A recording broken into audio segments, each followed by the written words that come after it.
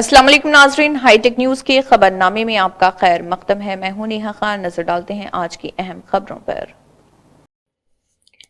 तेलंगाना हज कमेटी ने आज़मीन हज के लिए तरबियती कैंप का इनेकाद किया। यह प्रोग्राम के दौरान मजहबी स्कॉलर्स ने हज के दौरान अदा की जाने वाली रसूमात के बारे में बताया। तेलंगाना स्टेट हज कमेटी के चेयरमैन सैयद गुलाम अफजल बियाबानी ने कहा है कि वो दीगर मुतल्लिका महकमों के साथ तालमेल के साथ आज़मीन के लिए आज़मीन हज के हमवार इनेकाद के लिए तमाम इंतजामात कर रहे। उन्होंने हज के ख्वाहिशमंदों से कहा कि वो हज के मुख्तलिफ पहलुओं के बारे में जानने पर ज़्यादा तवज्जो दें।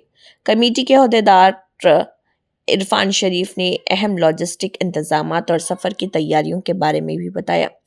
देखिए हज कमेटी के चेयरमैन सैयद गुलाम अफजल बियाबानी का इस ज़िमन में मज़ीद क्या कहना है।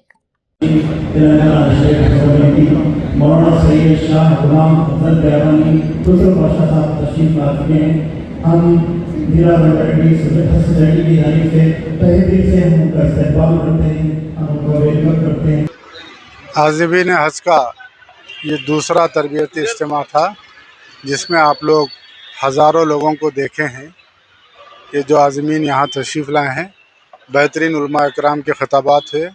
ख़ास तौर पर हमारे डॉक्टर अज़हर साहब जो मशहूर मारूफ डॉक्टर भी हैं और हमारे हज कमेटी के रुकन भी हैं, और वो हज भी किए थे। वहाँ जो दुश्वारियाँ आई थी सेहत के ताल्लुक़ से उन्होंने बयान किए, और दो ही बातों की हम ख्वाहिश करते हैं, क्या उनका हज सही हो जाए, यानी मनासिक हज सही हो और उनकी सेहत सही रखे। उसके बाद सेंट्रल हज कमेटी भी अच्छा कर रही है, सऊदी गवर्नमेंट भी अच्छे इंतजाम कर रही है। इस साल बेहतर से बेहतर हज होगा। अल्लाह चाहे तो आज़मीन को किसी किस्म की कोई तकलीफ़ होने नहीं देंगे। और हमारे चीफ मिनिस्टर साहब की जो नुमाइंदगी है सेंट्रल हज कमेटी को, सेंट्रल गवर्नमेंट ऑफ इंडिया को, हम उम्मीद करते हैं कि 2000 आदमी बाकी हैं वो भी कोटा आ जाए ताकि तमाम आज़मीन हज को जा सकें। सब ये जो बुकिंग का है असल आज लास्ट डेट है, एक्सटेंशन के भी लिए लिखे हैं। हर साल लोग अपने हिसाब से जाना चाहते हैं तो उसके अंदर सहूलत दी गई है आपको। आप जब जाना चाह रहे हैं जा सकते हैं, जब आना चाह रहे हैं आ सकते हैं, ऑनलाइन बुक कर सकते हैं। आपका काम मुकम्मल होने तक फरिश्ता ऐलान करता है, उसके बाद वापसी में आप पर लानत भेज करके जाता है। तो आपका हज फर्ज हो गया। अल्हम्दुलिल्लाह आप हजरत हज को जा रहे हैं, बड़ी खुशी की बात है। तो हमें चाहिए कि बिल्डिंग में आप उम्रे के लिए रवाना हो। उम्रे के लिए कैसे रवाना हो?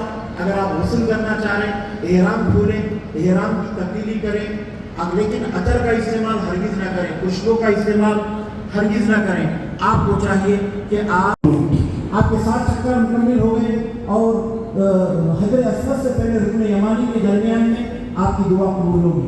7 चक्कर के बाद आप बैठेंगे, आप मकाम इब्राहिम के पीछे, वहाँ भी दुआ कबूल होगी। और आप रुकन शामी रुकन इराकी के दरमियान में एक यू शेप का जो है स्टेज पर तशरीफ़ फरमा उलमाए किराम, मेरे साथी रुकन हज कमेटी डॉक्टर अज़हर साहब, असिस्टेंट वीओ इरफान शरीफ साहब, आज़मीन व आज़िमात, अस्सलामु अलैकुम व रहमतुल्लाहि व बरकातुहू। बहुत देर से आप लोग तकारीर सुन रहे हैं। आप लोगों को मुबारकबाद भी दी जा रही है कि आप लोग अल्लाह के मेहमान बन रहे हैं। आप लोग को समझ में आया होगा, मेरे जो सीनियर दानिश जो बैठे हैं उन्होंने मनासिक हज के ताल्लुक़ से आपके सामने बयान किया, और डॉक्टर साहब ने सेहत के ताल्लुक़ से बयान किया। अल्लाह ताला तकरीबन लोग को ज़िंदगी में एक मरतबा मौका देता है,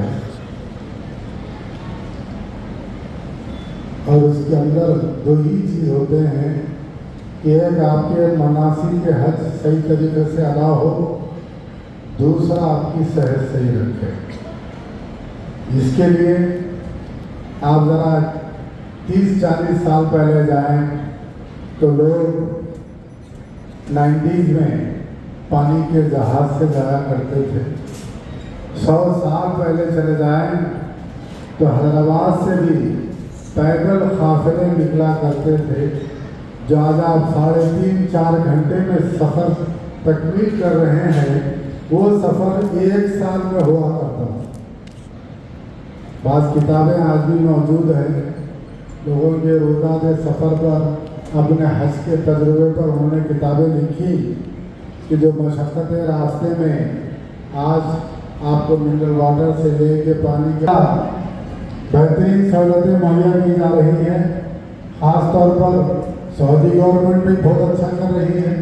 اس کے بعد سینٹرل حج کمیٹی بھی بہتر انتظامات کر رہی ہے اور اسٹیٹ حج کمیٹی حد تک انتظام کی کوشش کر رہی ہے کہ ہمارے عازمین کو کسی قسم کی تکلیف نہ ہو. گیسائن جو فلائٹس کی بات ہوئی آپ کو ایک آپشن دیا گیا. آج اس کی آخری تاریخ ہے. اپنے کاموں کے حساب سے آپ لوگ آپ کی فلائٹ بھی بک کر لے سکتے ہیں. آج شام تک یہ وقت ہے کہ آپ لوگوں کو اپنی فلائٹ بھی بک کرا سکتے ہیں. اس کے بعد وہاں جو رہنے کا انتظام تھا اس کے تعلق سے بھی ہمارے چیف منسٹر ریونت ریڈی صاحب نے 2 چیزوں کی نمائندگی کی کہ یہ سال ہمارے پاس 2500 اپلیکیشن زیادہ آئے ہیں. 4000 لوگوں کی ویٹنگ لسٹ چل رہی ہے. تلنگانہ کو ایک اسپیشل کوٹا دیا جائے اس کی نمائندگی ہو چکی ہے. اللہ کی بارگاہ میں امید ہے کہ ہمیں وہ کوٹا ملے گا یا سعودی گورنمنٹ انڈیا کو کوٹا دی. جتنے لوگ جانے کا عزم رکھتے ہیں اللہ چاہے تو سب کو جانے کا موقع ملے گا. اور دوسری بات یہاں ہندوستان میں خاص طور پر بدن کو اس چیز کا اعزاز حاصل ہے کہ حضور نظام جو تھے انہوں نے جو رباط بنایا تھا جانے والے عازمین ہو یا عمرہ کے زائرین ہو انہوں نے اس کے متعلق یہ آیت نقل کی گئی وَلِلَّهِ عَلَى النَّاسِ حِجُّ الْبَيْتِ مَنِ اسْتَطَاعَ فَرِيضَةً فقد ثبتت فرضیتہ بالکتاب والسنة وإجماع الامہ. حج کی فرضیت قرآن پاک سے ثابت ہے جو آیت میں نے آپ کے سامنے پڑھی اور حدیث سے متعلق اللہ کے رسول صلی اللہ علیہ وسلم سے جب پوچھا گیا الحج فی کل سنة ام مرة واحدة یا رسول اللہ. حج اللہ کے رسول زندگی میں ایک مرتبہ فرض ہے یا ہر سال فرض ہے؟ اللہ کے رسول نے فرمایا کہ بل مرة واحدہ. زندگی میں وہ عظیم الشان عبادت اور رکن ہے جو اللہ تبارک و تعالیٰ نے جس کو استطاعت بالمال اور استطاعت بالجسم دیا اس پر حج فرض ہے. ہر شخص پر نہیں. جس کے پاس پیسہ ہے استطاعت بالمال ہے اور حج پر جا کر آنے تک زاد راہ اور نفقہ کا انتظام کر کے اپنے پیچھے اپنے اہل و عیال کے مصارف کی تکمیل کرنے کا بھی وہ پابند ہے. قرض لے کر حج پر جانے کی اجازت نہیں.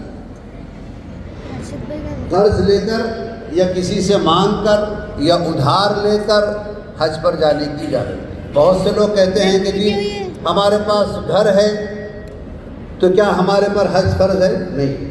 مسائل جاننا بہت ضروری ہے. ہر شخص کو 24 گھنٹے کی زندگی میں پیش آنے والے جتنے مسائل ہیں ان سے واقفیت حاصل کرنا ضروری ہے.